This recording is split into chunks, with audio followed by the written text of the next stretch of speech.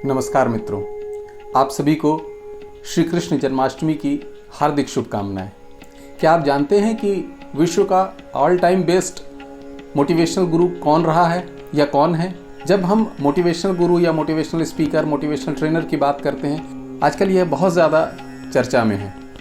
तो हमारे दिमाग में एक मोटिवेशनल स्पीकर्स की छवि बनती है जो ज़ोर ज़ोर से चिल्लाकर लोगों को प्रेरणा प्रदान करते रहते हैं। परंतु अगर मैं आपसे ये पूछता हूँ कि विश्व का ऑल टाइम बेस्ट मोटिवेशनल गुरु हम किसको कह सकते हैं, तो निश्चित रूप से हमारे सामने केवल एक ही नाम आता है, भगवान श्री कृष्ण। और मेरा ऐसा कहने के पीछे एक स्पष्ट कारण भी है। अगर हम गहराई से देखें तो मोटिवेशनल गुरु हम किसे कहेंगे?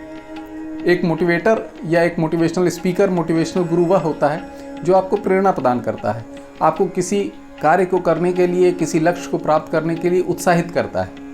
परंतु बहुत महत्वपूर्ण बात जो हम अभी यह भूल जाते हैं कि अगर हम आज के मोटिवेशनल स्पीकर्स को देखें या मोटिवेशनल गुरुओं को देखें तो वो सभी लोगों को एक साथ उत्साहित करते रहते हैं कि आप क्या नहीं कर सकते, आप कौन सा लक्ष्य है जो नहीं प्राप्त कर सकते, आप जीवन के किस क्षेत्र में आगे नहीं बढ़ सकते, आप सब कर सकते हैं।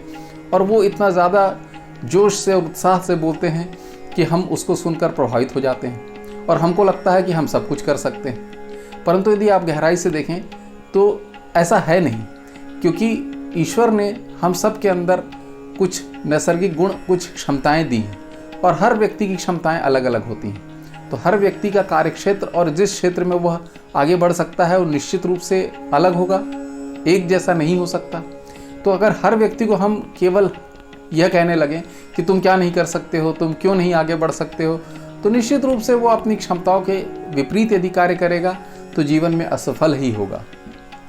अल्बर्ट आइंस्टाइन ने एक बार कहा था, यदि हम मछली की योग्यता पेड़ पर चढ़ने की क्षमता के आधार पर आंकते हैं तो वो बेचारी तो जीवन भर अपने को स्टूपिड ही समझती रहेगी, क्योंकि यह क्षमता उसके अंदर है नहीं। तो हमें एक ऐसा मोटिवेशनल गुरु चाहिए जो हमें हमारी क्षमताओं को पहचान कर प्रेरित कर सके, हमारे अंदर जो नैसर्गिक गुण हो उन्हें समझ सके और उसके बाद हमें वो प्रेरित कर सके। तो भगवान श्री कृष्ण हमारे सामने ऐसा ही एक उदाहरण है जो अर्जुन को उसके नैसर्गिक गुणों, क्षमताओं को पहचान कर प्रेरित कर रहे थे। श्रीमद् भगवत गीता में आप देखें कि भगवान श्री कृष्ण ने अर्जुन को उसकी क्षमताओं के आधार पर कार्य करने के लिए प्रेरित किया।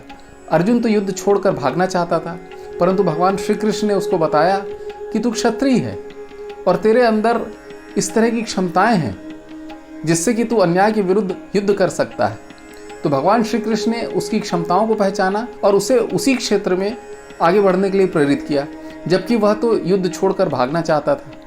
परंतु अभी आप वर्तमान जो मोटिवेशनल गुरु या मोटिवेशनल स्पीकर्स हैं उनको आप देखेंगे तो वो वही बात करेंगे जो आपको पसंद हो। जैसे अगर आप किसी क्षेत्र में आगे बढ़ना चाहते हैं, आप डॉक्टर, इंजीनियर या कुछ भी बनना चाहते हैं जीवन में, और यदि आप किसी मोटिवेशनल स्पीकर की कार्यशाला अगर अटेंड करते हैं तो वो यही कहेगा कि आप क्या नहीं कर सकते हैं, और आपको यह सुन के बड़ा अच्छा लगेगा।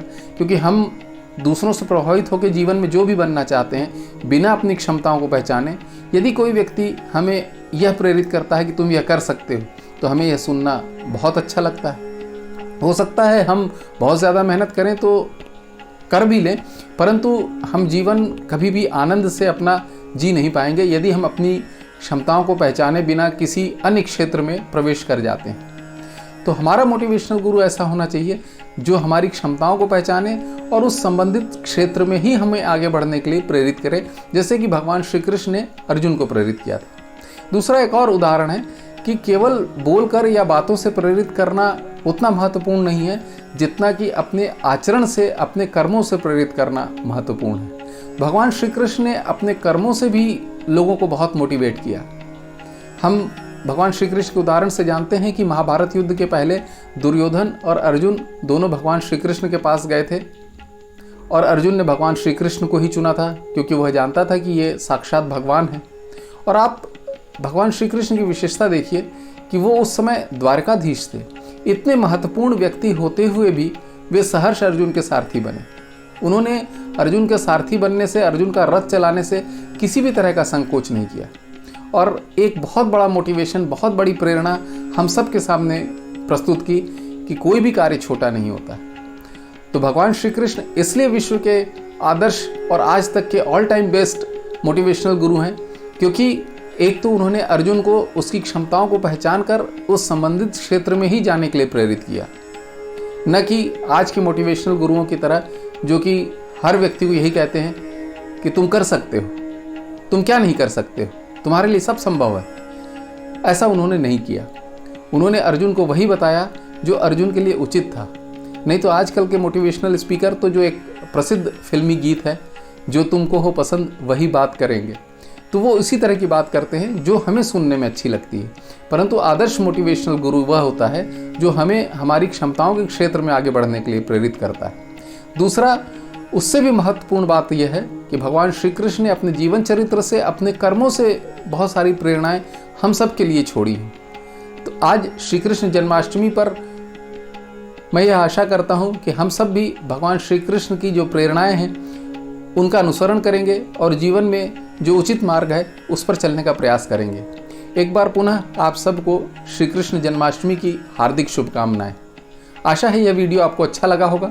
यदि यह वीडियो आपको अच्छा लगा हो तो कृपया इसे लाइक करें, चैनल को सब्सक्राइब भी करें एवं यह जानकारी अपने अन्य मित्रों के साथ भी शेयर करें, जिससे कि हम इस तरह के प्राचीन भारतीय ज्ञान को ज़्यादा लोगों तक पहुंचा सकें।